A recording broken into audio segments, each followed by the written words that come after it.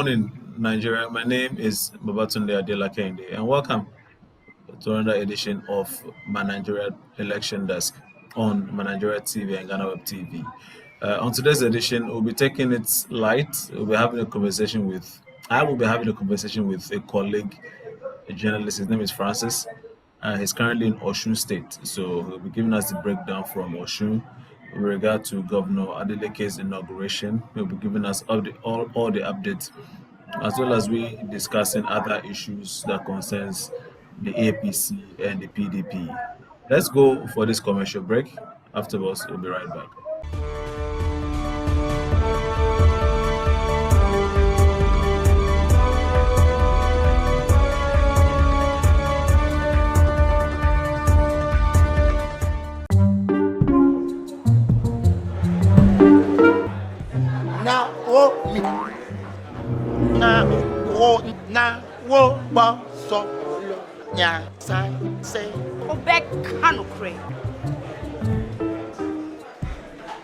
Now, Susu sang quite dear one to Nambia, a man in quite baby. Mommy, you first can see about Kotoso. No, Mammy, I cook on Sam. Pepoga, send me sick from Lemonade Finance and let me £2. Lemonade Finance. Say they're sending money back home from UK, Canada, and now US. I accepted a instant charges. Exchange waiting in so dear. Unbeatable. Resume promo code no. Dr. Likey. Nenya £10, $10, and now $10 What first transaction? What they send this car coffee no? Dial to Lemon and Finance.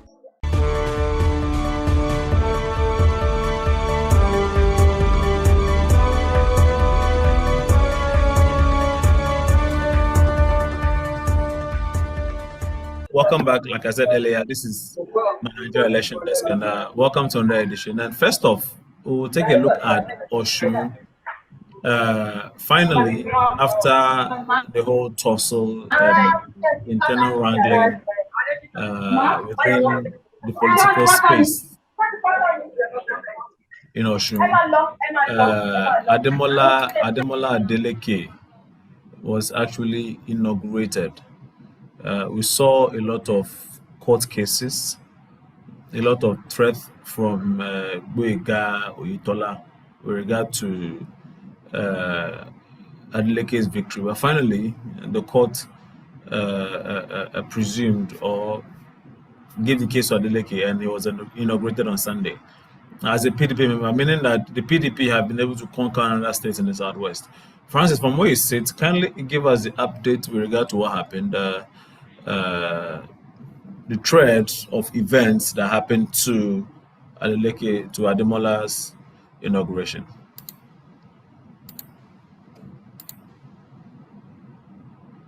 Please, yes. Good morning. As per the recent political happening in Osun State, one will not say it was not expected. It was expected, some weeks prior to the election, the mood or the pulse of the state was moving towards the All Progressive Congress and its candidate Ademola Adeleke, the incumbent, the ex-former outgoing governor. But some weeks before, there was a change in mood. All of a sudden, people became sympathetic to the People's Party candidate Ademola Adeleke. We don't know why, but some days election, he requested use of the only stadium in the state for his mega rally, which the state government flatly declined. And he was wise enough to come up publicly to inform the people that this is what the state government did to him, and he cannot hold the mega rally. So they have to shift the mega rally of his gubernatorial campaign to the PDP secretariat in the state capital. So that was the magic. And also most of the policies, the programs of the state government, he always came out and said they have done the fact check on them. They even tagged him Mr. Fact Check. That swayed the mind of the electorate. And on election day, it was written all over that APC could not win the poll. Well, we all know the outcome. Now, as for what has been happening, they've been making noise. The Democrats have been shouting that they are going to do this, they are going to do that, they are going to do this. Notwithstanding, the outgone government still insisted that they were the government, and they went ahead and did so many things, which the PDP tagged as illegal. And I can tell you that since Sunday, that this government was sworn in, the government of Ademola Adeleke, since that it was sworn in as governor of the state, it has been a thunderbolt, a volcano of activities. All those threats that they say they will carry out, they have literally gone, they've literally implemented all of it. They put on hold the installation of traditional rulers, the three traditional rulers that have been causing the appointment that have been causing problems in the state. They reversed the appointment of all the permanent secretaries that they had gone administration appointed. They put on hold the recruitment of civil servants, which they alleged we have to 12,000. And we are still expecting more of it to come. He had promised the civil servant is going to be civil servant friendly governor. Yesterday, he inaugurated the committee. On Sunday, he said he was going to give us some executive orders, which he read out on Monday. And in accordance, he has appointed the committee, to implement the orders that were included in the executive order. So we are still expecting more to come from this government. Like I always tell some of my colleagues anytime we are arguing and debating, I say, well, what do you expect from the new government? This is the initial gaza. They want to prove that they too they are in power. I said give it till December or January when government work really start. This is just the way. This is just the way of telling the people that we are in power. We have to do this. We have to do that. We have to create a soft landing for ourselves. He has said it's not going to be business as usual. So he has hit the ground running. He has to show that he is governor, which he has Yes. done. Nobody is questioning or So, querying Francis, about that. Yeah. the dismissals, are they politically motivated? The permanent secretaries, No. the There is no dismissal. retrenchment. According to the, I'm sorry to cut you short. According to the spokesperson of the governor, he was on radio yesterday, and he has said they've not dismissed anybody. So we want to Okay. take him by, we want to take what the spoke. We believe the spokesperson is speaking for the governor. So we want to take the governor by his word that he has not dismissed anybody. They only reversed the appointment of the permanent secretary. They did not dismiss them. Initially the party came out and said they'll be dismissed on Monday, but they not dismiss them. They only reversed the appointment. They are going back to directors, coordinating directors.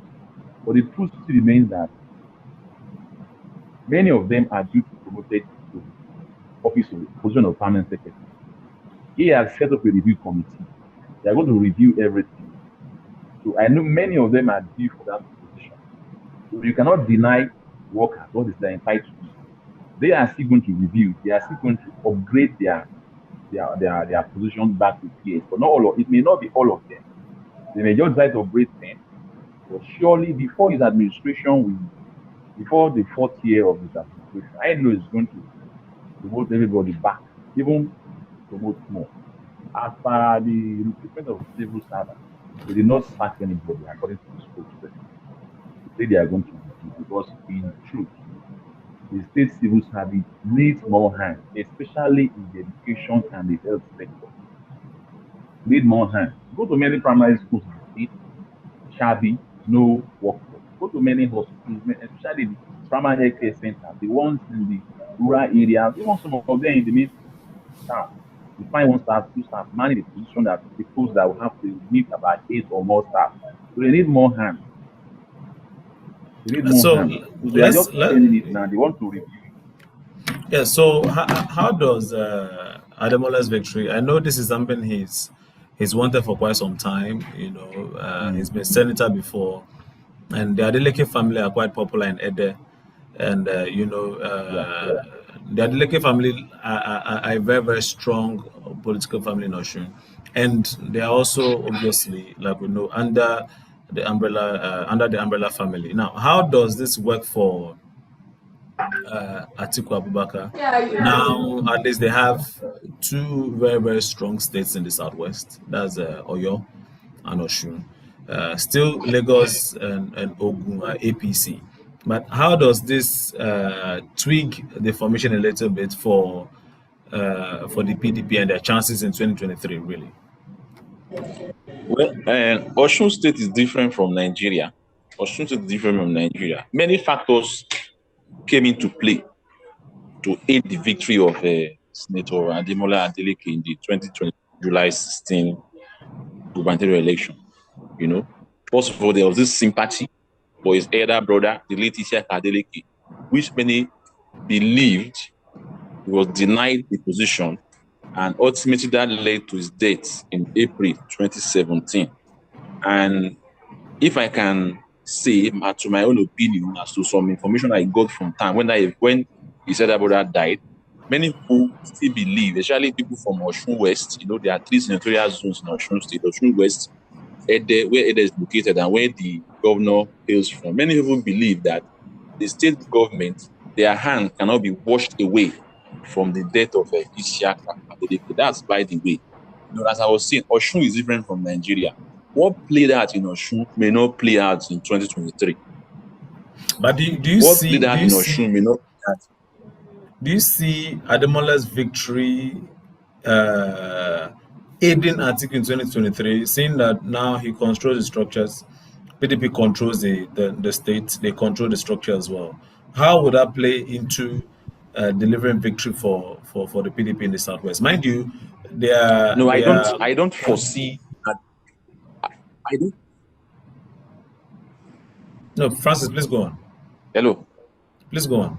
I don't foresee an Adeleke victory aiding an Atiku victory in the presidential election come 2023. There are different equations at all. There are different scenarios. Osun is different from Nigeria, despite the fact that Ademola Adeleke won, you know, the gubernatorial election in Osun State. Don't forget, they are still in the tribunal.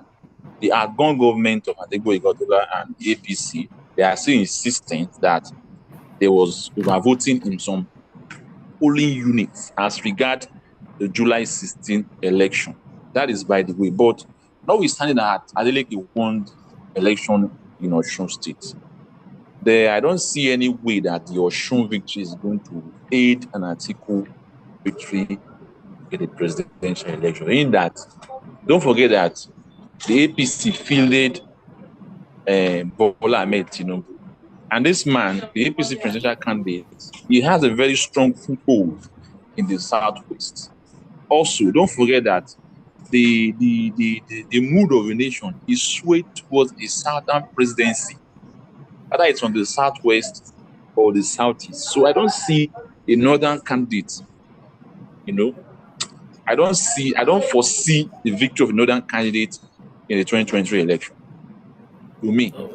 I mean, so you're basically you're basically saying that the conversation is between Peter Obi and Bola Ahmed Tinubu. Yes. The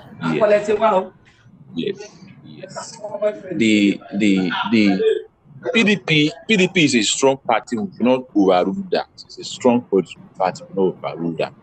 But I feel the gamble that PDP took, they took the gamble for a war storm. I don't see Atiku winning the presidential election come next year. I don't see. Okay, my colleague Francis doesn't see the PDP presidential candidate winning the 2023 elections.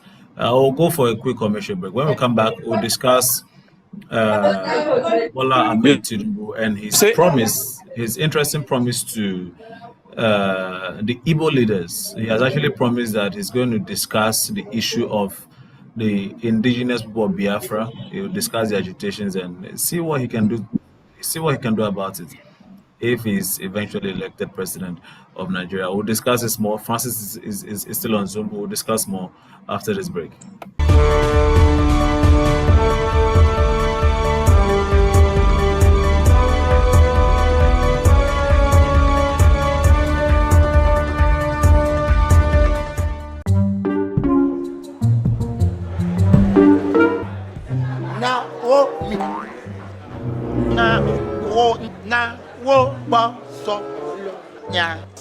Say, Obek Kanokre. Now, Susu Sang Pine, Pia want to Nambia, a man in quite bedroom. mommy, you first can see about Kotoso. No, mommy, I could concern. People send me sick from Lemonade Finance and let me £10. Lemonade Finance. Say they're sending money back home from UK, Canada, and now US. I accepted a instant charges. Exchange rate in so dear. Unbeatable. Resume promo code no. Dr. Likey. Nenya £10, $10, and now $10 What first transaction? What is send this car coffee no? Dial to Lemon and Finance.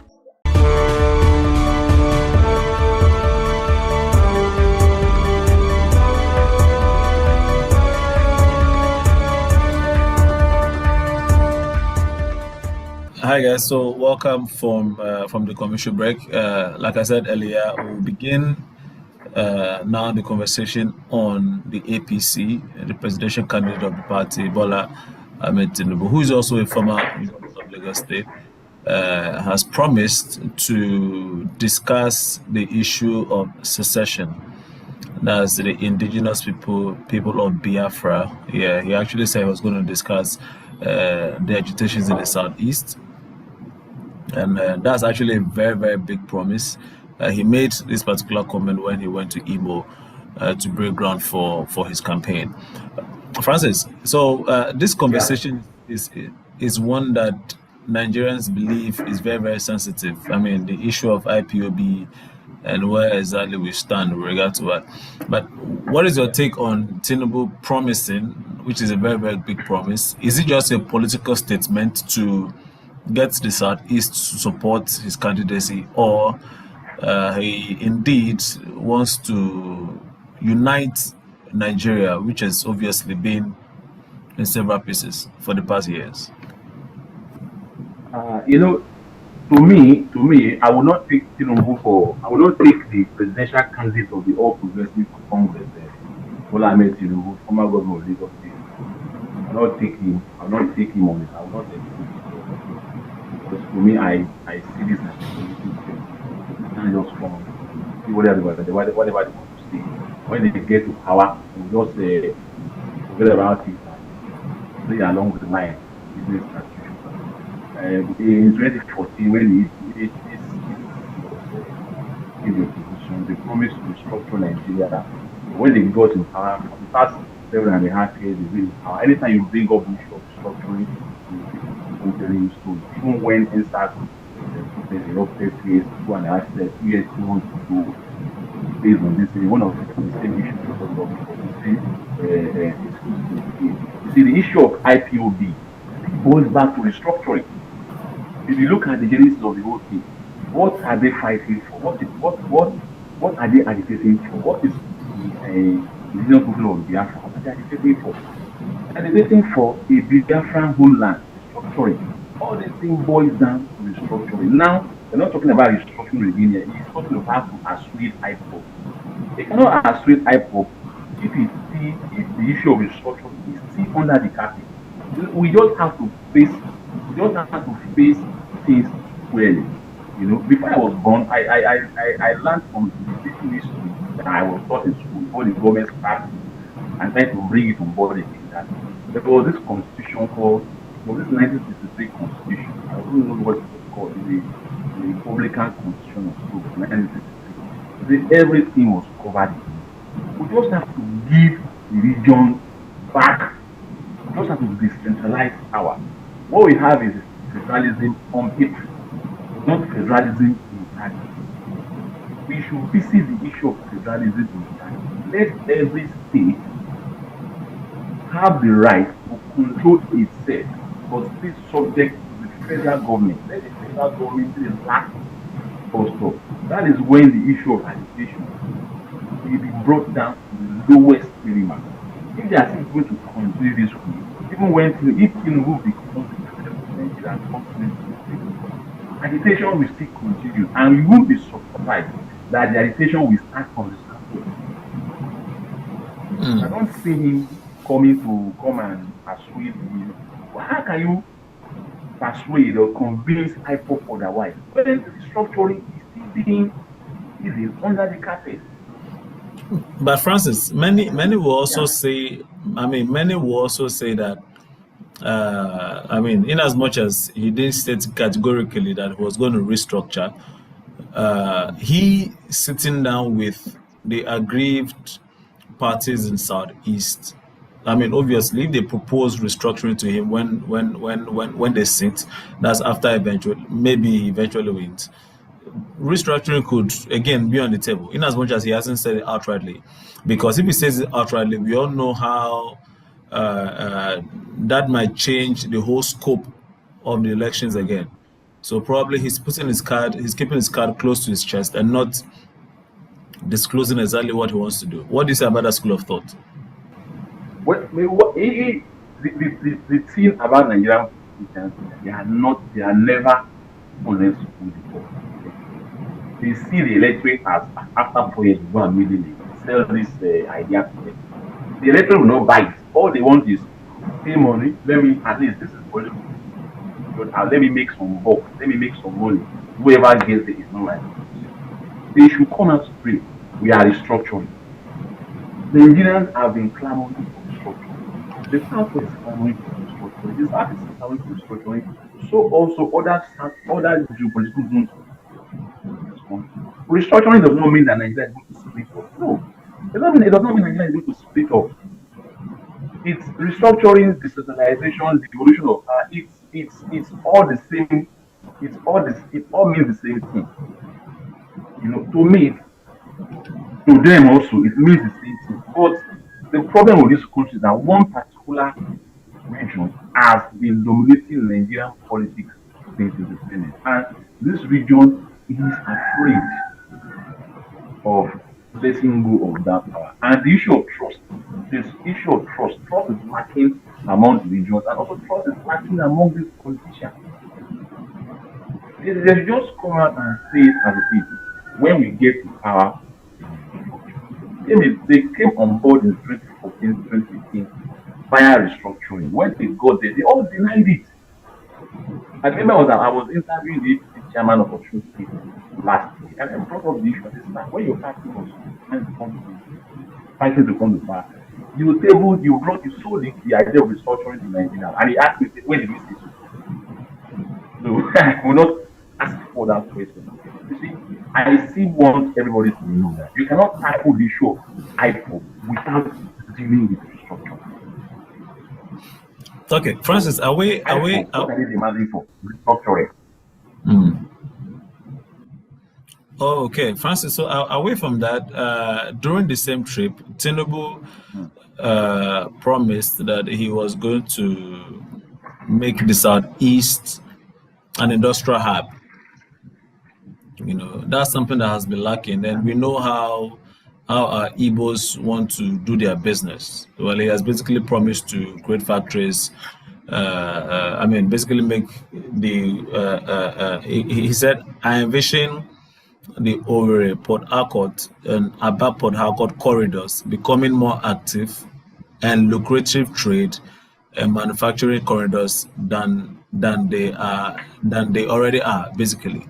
So he wants to promote trade along those corridors.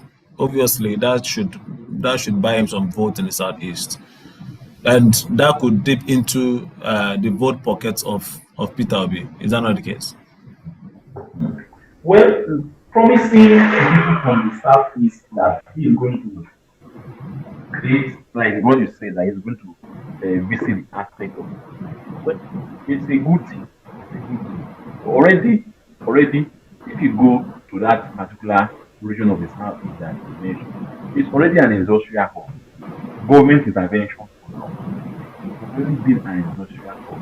So if he has promises the people that when he gets power, he's going to expand whatever infrastructure. And I'm sure Peter will be too. He is not resting on his part. As Tinubu is promising things to Peter will be doing. Also promising. But there's one thing I know from the ground. The Southeast are always doing. area is strong zone southeast. And before you reach the PDP,